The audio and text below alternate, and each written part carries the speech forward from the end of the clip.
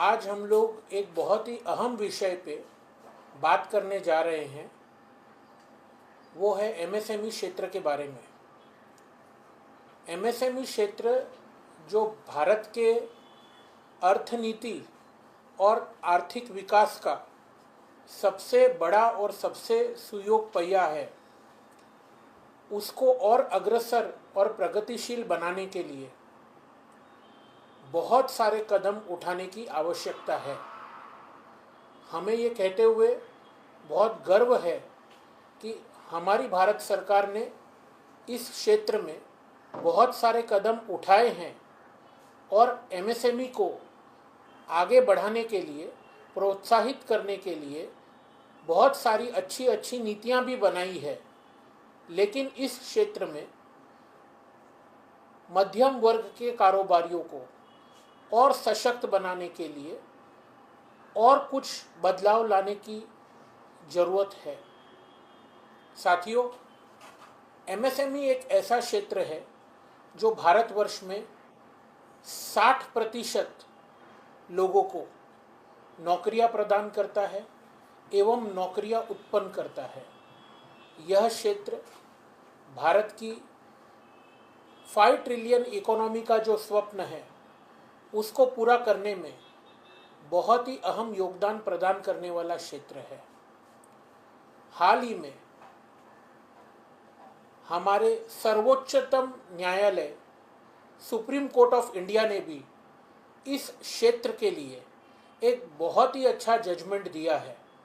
और वो जजमेंट ऐसा है कि यदि कोई भी मझला और मध्यम वर्ग का उद्योग परेशानी से गुजर रहा है, वह किसी भी प्रकार की बीमारी या तकलीफ से गुजर रहा है, तो कोई भी बैंक या फाइनेंशियल इंस्टीट्यूट उसके ऊपर एग्रेसिव या दबावपूर्वक कार्रवाई करने के पहले उसे पुनर्जीवन का मौका दे, उसे वापस अपने 2 पैरों पे खड़े होने के लिए जो रिजर्व बैंक ऑफ इंडिया का एमएसएमई रिस्ट्रक्चरिंग सर्कुलर है, उसके तहत रिस्ट्रक्चर करके उसके लोन को रीफेस करके किस प्रकार से वो बैंक्स और फाइनेंशियल इंस्टीट्यूशंस को वापस दे, उसको ध्यान में रखने के बाद ही उसके ऊपर कोई भी तनावपूर्वक या दबावपूर्वक कार्रवाई करी जा सकती है। साथियों, इस देश में एमएसएमई को और सशक्त बनाने के लिए हमें कुछ और प्रावधान लाने की आवश्यकता है, जैसे कि single window mechanism for clearances of MSMEs in terms of policies और 1 man 1 line approach for MSMEs to prosper. इस देश में startup India, digital India, stand up India सब कुछ हमने देखा है और उसका फ़ायदा भी हुआ है। पर अब वो वक्त आ गया है जब एमएसएमईज को जिस प्रकार का ट्रीटमेंट कॉरपोरेट जगत में दिया जाता है उसको भी हम ऊपर उठाएं।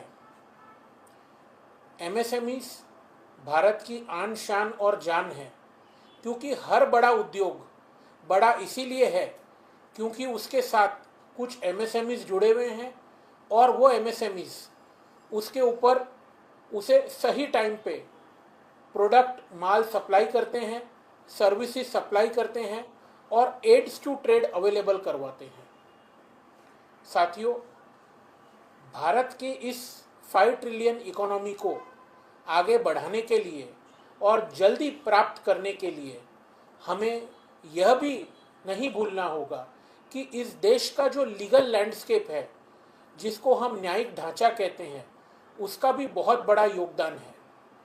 गत वर्षों में हमने सबने महसूस किया है कि किस प्रकार से हमारे न्यायालयों ने एक प्रोएक्टिव और इक्विटी बेस्ड लॉ को बैलेंस करते हुए अप्रोच रख करके फैसले दिए हैं, जिससे कि एमएसएमईज और बड़े उद्योगों को कितना फ़ायदा हुआ है। 2016 में जो इंसॉल्वेंसी एंड बैंक्रप्सी कानून भारत सरकार लेकर के आई, ये देश के तकलीफदायक इंडस्ट्रीज के लिए एक बहुत बड़ा बदलाव और उम्मीद की किरण लेकर के आया। कहने को तो ये इंसॉल्वेंसी एंड बैंक्रप्सी कोड है, परंतु इसका उद्देश्य बिल्कुल भी रिकवरी करना नहीं है, बल्कि ये एक रेजोल्यूशन ओरिएंटेड कोड है, जिसके कारण इस देश में इतने एनपीए कम हो गए हैं जिसका कोई हिसाब नहीं है। जो ग्रॉस एनपीए पब्लिक सेक्टर बैंकों का 9% तक पहुंच गया था, वो आज 3% के नीचे आ गया है। इसमें एक और प्रावधान जो अब सरकार लेकर के आई है, जिसको हम पीपीआईआरपी कहते हैं, प्री पैक्ड इंसॉल्वेंसी, उसका भी बहुत बड़ा योगदान है कि जब व्यक्ति को खुद समझ में आ जाए कि वो तकलीफ में आने वाला है, वो अपने किए हुए कमिटमेंट्स को पूरा नहीं करने वाला है, तब वो अपने आप ही सुनिश्चित करके एक रिस्ट्रक्चरिंग या रेजोल्यूशन का पैकेज एनसीएलटी, जो कि इसकी नेशनल कंपनी लॉ ट्राइब्यूनल अधिकृत ट्राइब्यूनल है, उसके द्वारा प्रस्तावित कर करके आगे बढ़ा सकता है। तो साथियों, देश प्रगति कर रहा है और इसमें एमएसएमईज का बहुत बड़ा योगदान है, ये हमारा मूल मानना है। और हम चाहते हैं कि जितने भी आने वाले दिनों में पॉलिसीज बन रही हैं, वो प्रो एमएसएमईज बने, वो प्रो पब्लिक बने। और मुझे पूरा यकीन है कि reserve bank of India, Bharat सरकार, वित्त मंत्रालय इन सारी चीज़ों को ध्यान में रख करके उन पॉलिसीज़ को शेप करता आ रहा है और करता आएगा। देश में सबसे महत्वपूर्ण योगदान एमएसएमई का कृषि क्षेत्र में, मैन्युफैक्चरिंग के क्षेत्र में और सर्विसेज के क्षेत्र में रहा है। जेम पोर्टल के माध्यम से सारे एमएसएमईज का इंटीग्रेशन हुआ है और इसके कारण बहुत बड़ा फ़ायदा एमएसएमईज को पहुंचा है। जब मैं कहता हूं कि फ़ायदा एमएसएमईज को पहुंचा है, तो हमें यह नहीं भूलना होगा कि अंततः ये फ़ायदा देश के लोगों को पहुंचा है, क्योंकि इससे हमारी जीडीपी की वृद्धि हुई है और इससे हमारे देश की पर कैपिटा इनकम बढ़ी है। साथियों, मैं आपको एक और बात बताना चाहूँगा कि ये सब क्यों मुमकिन हुआ है, क्योंकि देश के स्तंभ उस देश की जनता, उस देश की एग्जीक्यूटिव जो कि सरकार और उस देश की जुडिशरी होती है।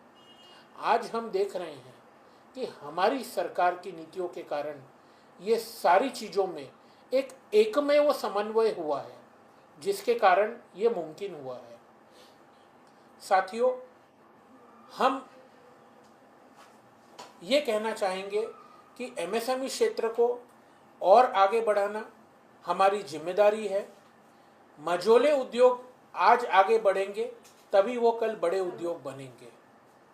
हमारी सरकार ने 1% कंपनी का जो प्रावधान लाया है, यह भी एक लैंडमार्क रिफॉर्म है, क्योंकि आज एक व्यक्ति खुद अपनी कंपनी बना करके व्यवसाय करे, ये किसी की कल्पना में ही नहीं था, पर ये इतना बड़ा फायदा इस देश के लोगों को हुआ है जिसका कोई बयान नहीं कर सकता है। तो मेरा संक्षिप्त में एक ही बात कहना है कि सशक्त एमएसएमई सशक्त भारत है, और एमएसएमई को और मजबूत बनाने के लिए हमें सबको मिलकर के काम करना ही होगा। आखिर एक सवाल है कि एमएसएमई की आप बात करें, सरकार हर साल अपने बजट में एमएसएमई के लिए बहुत सारे प्रावधान लेके आते हैं, लेकिन उसके बावजूद भी कई सारे व्यापारी जो हैं वो भी नाराज है। वो हर साल ये कहते हैं कि सरकार को इस बारे में सोचनी। आपके पॉइंट ऑफ व्यू कौन सा ऐसा सेक्टर है जहाँ पर जो फिलहाल डाउनफॉल चल रहा है, उस पर सरकार को खासतौर पर वित्त मंत्री निर्मला सीतारमण को देखने की जरूरत है? हमारी सरकार से निवेदन और गुजारिश रहेगी कि देश में टेक्सटाइल सेक्टर एक इतना बड़ा सेक्टर है जहाँ पे टफ स्कीम और एमएसएमई की कई स्कीम्स होने के बावजूद भी ग्राउंड लेवल पे जो फ़ायदा पहुँचना चाहिए वो व्यापारियों तक नहीं पहुँचा है। तो हम उम्मीद करते हैं कि फरवरी 2026 के सालाना बजट में और अपने अलग अलग कार्यक्रमों के माध्यम से टेक्सटाइल सेक्टर के ऊपर सरकार विशेष ध्यान दें, और इसमें जो टेक्सटाइल सेक्टर के छोटे मझोले कारोबारी है जो एमएसएमई के कैटेगरी में फॉल करते हैं, उनको और किस प्रकार से रिलीफ दिया जाए उसके ऊपर विचार करें। एक बहुत अच्छी बात है कि पिछले वर्ष सरकार ने एमएसएमई का डेफिनेशन इटसेल्फ बहुत ब्रॉड कर दिया, जिसके कारण फ़ायदा भी बहुत ब्रॉड लेवल पे लोगों को अब मिल रहा है। आज यदि आपका टर्नओवर 800 करोड़ रुपए तक है तो भी आप एमएसएमई के दायरे में आते हो, और उसके अंदर भी सरकार ने इंटरनल कैटेगराइजेशन कर दिया है। पर आपका सवाल बहुत ही अच्छा है। मेरा ये सुझाव है कि टेक्सटाइल सेक्टर के अंदर सरकार को विशेष रूप से एमएसएमई का फायदा कैसे पहुंच सके उसके ऊपर काम करना चाहिए। अच्छा जी, सरकार ने जीएसटी 2.0 भी लेके आया है, बहुत सारे व्यापारियों को राहत मिली। टेक्सटाइल इंडस्ट्री की आप बात कर रहे हैं तो जो कपड़ा बांग्लादेश एक्सपोर्ट होता था उसमें थोड़ी सी ब्रेक लगी है, और जिस तरह से ट्रम्प का भी जो टैरिफ है वो भी असर देखने को मिल रहा है। क्या लगता है कि टेक्सटाइल इंडस्ट्री को, जो भारत की बहुत पुरानी ये व्यापार है, उसे मजबूत करने के लिए सरकार को और क्या कुछ कदम उठाने पड़ते? क्योंकि आज भी जो धागा कपड़े में लगता है उसका भी इम्पोर्ट हम करते हैं, उस पर जीएसटी सरकार ने लगाया है। कपड़ा व्यापारी बहुत नाखुश नजर आ रहे हैं। सरकार का एक बहुत बड़ा एजेंडा है, वो है make in India and make for India. बात और विडंबना ये है कि मेक फॉर इंडिया की जो परिभाषा है वो हमारा व्यापारी वर्ग अभी समझ नहीं पा रहा है। हमें ये लगता है कि आज भी जो हम एक्सपोर्ट करेंगे उसके ऊपर हमें फोकस करना है, पर मेरा ऐसा सुझाव है कि सरकार का काम है आपको गवर्नेंस और निर्देश प्रदान करना। अल्टीमेटली बिजनेस जो है वो व्यापारियों का काम है, तो सरकार आपका व्यापार आके नहीं कर सकती है। रही बात बांग्लादेश की, तो वो एक पॉलिटिकल मसला जरूर है। कुछ समय के लिए ऐसी चीज़ें हमने गत पास्ट में भी देखा है कि होती रहती है, पर उससे हमारे कोर सेक्टर को कोई भी फर्क नहीं पड़ता है। जहाँ तक टैरिफ की बात हम करते हैं जो अमेरिका ने लागू की है, तो हमें दो बात और भी समझनी पड़ेगी कि यूके के साथ ऑलरेडी हमारा फ्री ट्रेड एग्रीमेंट साइन हो चुका है, और जो टैरिफ ट्रंप ने या अमेरिकी सरकार ने भारत पे इम्पोज की थी उसमें भी काफ़ी रिविजन्स हो चुके हैं और आने वाले दिनों में होंगे। तो हम ये उम्मीद करते हैं कि हमारा जो Q4 रहने वाला है इस पे इन सारी समस्याओं का निदान हो जाएगा। जहाँ तक एमएसएमई कारोबारियों की बात है, मेरा उन सभी से एक निवेदन रहेगा कि सरकार का काम तो अपनी जगह है, पर हमें भी मेक फॉर इंडिया के कॉन्सेप्ट को आगे लेकर जाना होगा, जिससे कि इनकी जितनी भी समस्या है जो एक्सपोर्ट ओरिएंटेड है वो खत्म हो जाएगी। जी, एमएसएमई की आप बात कर रहे हैं, स्टार्टअप इंडिया के तहत बहुत सारी कंपनियां हर साल शुरू भी हो रही है, लेकिन उस तरीके का कारोबार जो सरकार उम्मीद कर रही थी वो हो नहीं पा रहा है। कई सारी कंपनियां शटडाउन हो रही हैं, पुरानी कंपनियां जो है अपनी व्यापार को जो है बंद कर रहे हैं। इससे आप कैसे देते हैं? एक तरफ सरकार जो कह रही नई कंपनियां शुरू की, लेकिन पुरानी कंपनियों के दिवालिया निकल रहे हैं। स्टार्टअप इंडिया के तहत जो कंपनियां शुरू हुई है वो कंपनियां सरकार ने नहीं शुरू की है, वो व्यक्तियों ने शुरू की है, और व्यक्तियों का विजन और गोल क्या है उसके ऊपर उस कंपनी का भविष्य निर्भर है। तो सबसे पहली बात तो ये बहुत सराहनीय है कि स्टार्टअप इंडिया नाम का एक फोरम और प्लेटफॉर्म सरकार ने तैयार किया, जिसके कारण व्यक्ति ये सोच सका कि मैं भी व्यापारी बन सकता हूँ, ना कि किसी कंपनी का पिट्ठू बन करके रह सकता हूँ। अब ये आपके विजन पे डिपेंड करता है कि आप उसको किस प्रकार से चलाएं। तो मेरा ये सभी स्टार्टअप इंडिया के यंग कारोबारियों से विनम्र निवेदन रहेगा कि हमें हमारी सोच बहुत ही लंबी रखनी है। हमें कभी भी शॉर्ट टर्म प्रॉफिट के पीछे लॉन्ग टर्म गोल को नहीं मिस करना है, और हमें यह सोचना है कि money is always a by product. हम जितना लॉन्ग टर्म व्यापार को आगे बढ़ाने का सोचेंगे, पैसा अपने आप आएगा, उत्पत्ति से ही होगी। आपने कैश फ्लो की बात की, लेकिन टेक्सटाइल इंडस्ट्री में कैश फ्लो जो है वो अभी भी पुराने व्यवस्था पे ही चल रहा है। उसको आपको लगता है सुधारने की जरूरत है? कई सारे व्यापारी जो है, बहुत सारी मिलें जो हैं वो यही करें कि कैश फ्लो अगर सिस्टम सुधरता तो हमारा व्यापार बढ़ पाएगा। बिल्कुल कैश फ्लो सिस्टम में सुधार लाने की जरूरत, और कैश फ्लो सिस्टम के बेसिस पे बैंकों को लेंडिंग करने की जरूरत। ये एक बहुत अहम कदम है जो रिजर्व बैंक ऑफ इंडिया को बैंकों को निर्देशित करना चाहिए कि जब हम आज कोई कंपनी का एसेट बेस देखते हैं कि उसके पास में क्या संपत्ति है, उसका क्या ट्रैक रिकॉर्ड है, पर साथ ही अब ये देखना बहुत जरूरी है कि उसका क्या एक्चुअल कैश फ्लो है, और उस कैश फ्लो के बेसिस पे किस प्रकार से उसे फाइनेंस की अवेलेबिलिटी कराई जाए।